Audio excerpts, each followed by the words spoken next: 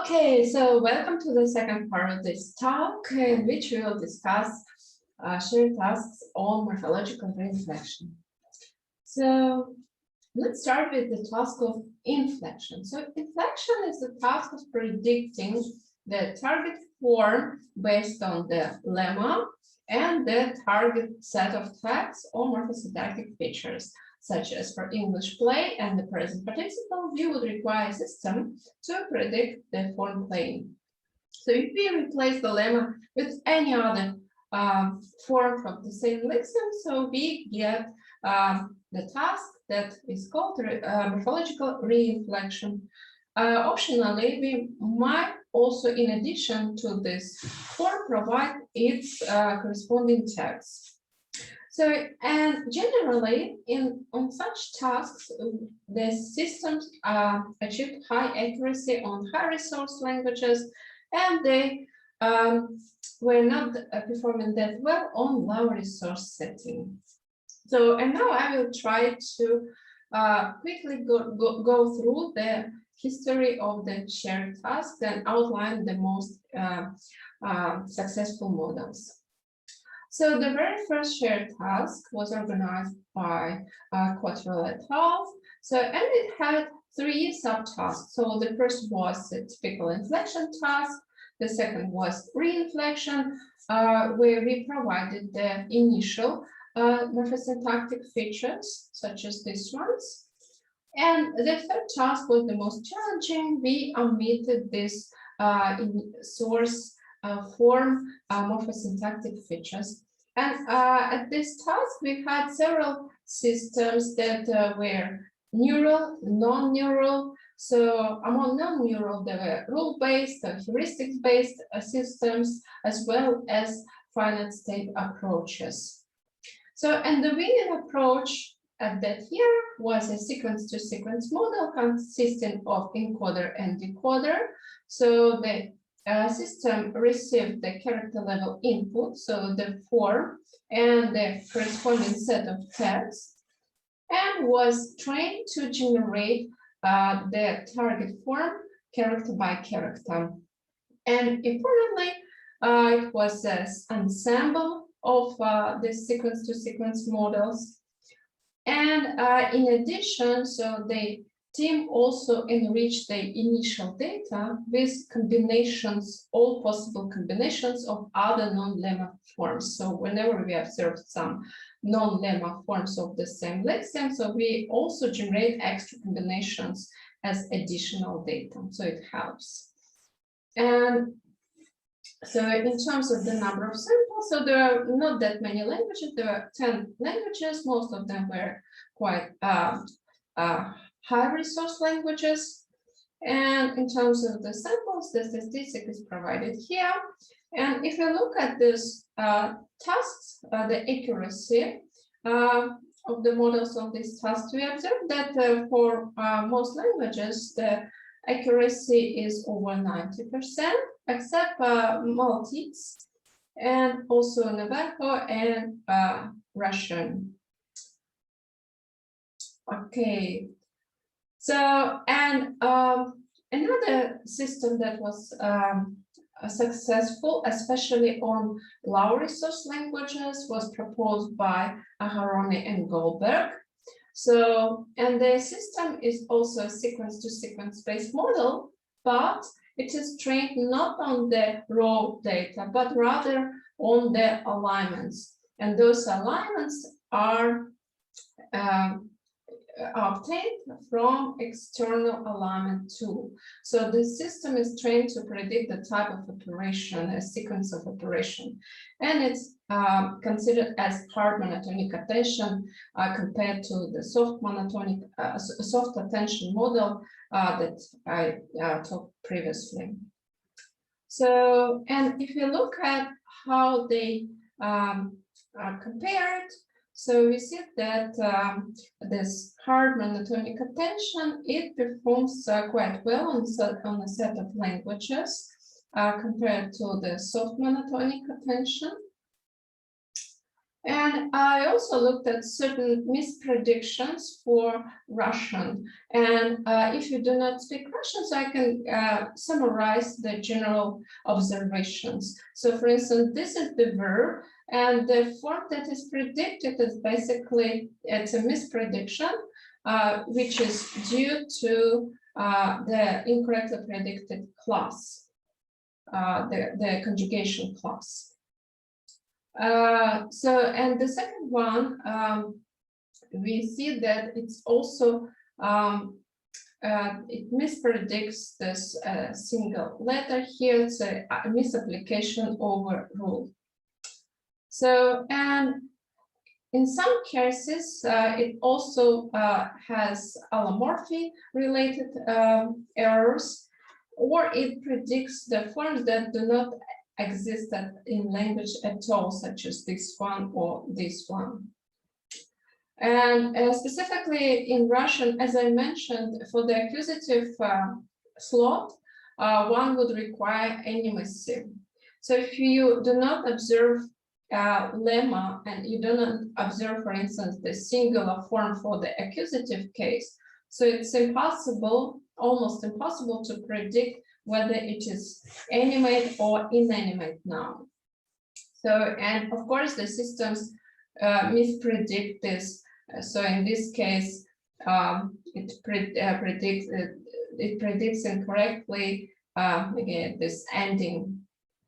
So, and in certain cases, you might get this information about animacy from certain suffixes, but it's usually not that common. So ideally, you would have this feature explicitly stated. So, and the next year, we organized another set of subtasks. So one was morphological inflection task, and the second was paradigm completion. So the difference from inflection to and paradigm completion is that in paradigm completion, we provide the systems with complete paradigms, and then so we, in the test time and inference, we ask to fill in the missing slot for a certain lemma. So, and we also consider three settings. Low setting, where we only provided 100 samples per language. Medium setting, where there were 1,000 of samples, and high resource setting, which were in which we had 10,000 samples. So those samples were obtained based on the token frequency in Wikipedia corpus. So, and we see this a huge difference in performance if we compare low resource setting and high resource setting. So when we go from 100 samples per language to 10,000. So for instance, for Albanian, with 100 samples, you only get 31% accuracy, whereas 10,000 samples give you 99%. So of course, with 100 samples, we might not observe all possible paradigm classes, and we also do not observe enough data to train, for instance, neural models. So, and another popular model for low resource languages comes from Macarth. So their model is based on the one proposed by Aharoni and Goldberg, but they enriched this model with extra operations such as copy and edit operations. So, and their model is also trained to predict these different types of operations, and it's known to perform quite well on low resource languages especially. So, and using this task data in 2019, together with Carl Borman's team, we performed analysis of errors that were made by those neural systems that were submitted at that time. And we identified certain types of errors, such as target errors, silly errors, allomorphy-related errors, and spelling errors. So, and in target errors, we had free variation, extraction, and Wiktionary. So Wiktionary means that there are errors in Wiktionary itself. So, and to provide more detail, so free variation errors, that means that we allow more than one acceptable form in that language for that specific say lemma and morphosyntactic feature combination. So this is common error in under-resourced languages. So we will see this error in later in languages like Evenki. And extraction errors are also quite common. So as I mentioned in the first part, so UniMorph data initially came from a Wiktionary, and the Wiktionary was parsed. So the tables in Wiktionary were parsed out. So, and there are some errors in parsing those tables. And another type of errors is Wiktionary errors. As I mentioned, those come from Wiktionary itself. There are also silly errors. Silly means that there's errors that do not make any sense to linguists. So something that completely it's impossible to explain, such as prediction of mangled instead of male, or entering some loops such as this one. So if you, instead of the forms that is shown here, we see that the system is stuck. So it's stuck inside of some loop. And another type of errors that is probably one of the most frequent is allomorphic errors. So it's a misapplication of existing allomorphic patterns. And finally, spelling errors. So the forms that do not follow language-specific orthographic conventions. So if you look at the distribution of those errors, so those are systems. So this is Canon-Schütze, and this one is from Macarth. So we see that majority of those non-data related errors are due to allomorphy. So this is the largest problem right now. So if you look at specific languages, so and study these allomorphic errors, we observe that there are problems with prediction of stem final vowels in Finnish, or consonant gradation in Finnish, ablaut in Dutch and German, umlaut and plural suffixes, linking vowels in Hungarian, years, and genitive singular suffixes in Polish, animacy in Polish and Russian. So it's again, it's somewhat related to the problem that I mentioned before. The same aspect in Russian, the aspect feature was not provided initially. And internal inflection in Russian compounds. So some percentage of Russian data has this compound, so multi-word expressions, for which you need to know the dependency as well. So if we do not observe that specific lemma, again, it's impossible to predict the relation between words.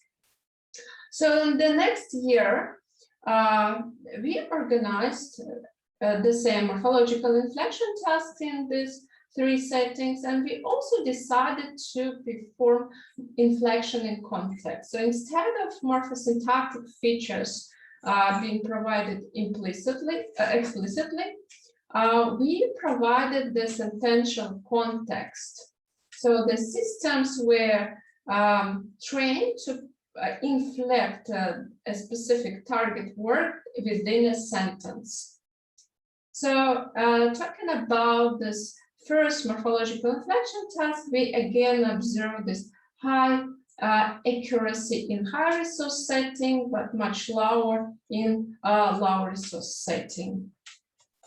So if you look at specific languages, so there are languages that achieve extremely high accuracy, and those that are more problematic, for instance, in low resource setting. So we see that Polish is quite challenging, and Serbo-Croatian and Slovak, and so on.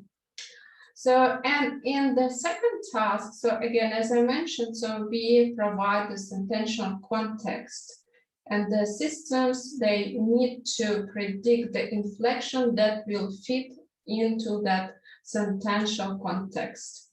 So it will be in agreement. For instance, if we predict a noun and there is an adjective, so it needs to be, if it's Russian, it needs to be in agreement. So, and in this task, we had two tracks when we provided morphosyntactic annotation for the contextual words, and the track 2 where we didn't provide, so there was just the raw text data. And we said that in the track 2, so we have quite low accuracies even in high resource settings. So it's very challenging, and it's been shown so that agreement is hard to predict. And we also see that certain features, morphosyntactic features or grammatical features, are inherent. So if we are trying to predict the tense of the verb, and there is no extra signal in that sentence, such as a specific cue word, so it's impossible, right? So this was also studied in one of my papers. So, and in 2019, we experimented with the cross-lingual transfer between languages, cross-lingual transfer. So when we have one language which is high resource and another language in the pair is low resource. So, and we see that it's quite challenging. So there's accuracies in low resource languages. And if we look at specific languages, so if we are transferring from Czech to Kashubian, so we see that the accuracies are typically much higher than if we transfer from Czech to Latin. Similarly, if we see that we're transferring from Polish to Kashubian, so Polish and Kashubian are quite similar. I guess they are more similar among the other pairs with Kashubian. So we see that accuracy gets much higher. So, and at that time, we also had a system that introduced a new approach to low resource setting. So Anastasopoulos and Newbeck introduced data hallucination technique. So when we have very few samples, it's very hard to train a neural system and to make it generalize just from this 100 samples. It's not enough. So it needs a bit more data. So we can generate extra samples based on those. And those samples will contain this non-stems, but realistic suffixes and prefixes. So here is an example. So we try to align, so learn this alignment, and then hallucinate this lemma form. So we just generate some non-stems, but the, for instance, infixes or suffixes will correspond to those real ones. So in generally, it helped a lot in a low resource setting, and I will also mention later how much extra accuracy we get from hallucinating the data this way. So, and this is the end of the part 2. So I invite you to also read the recent overview of computational morphology with neural network approaches written by Link Liu. So, and let's pause and we will start part 3 shortly.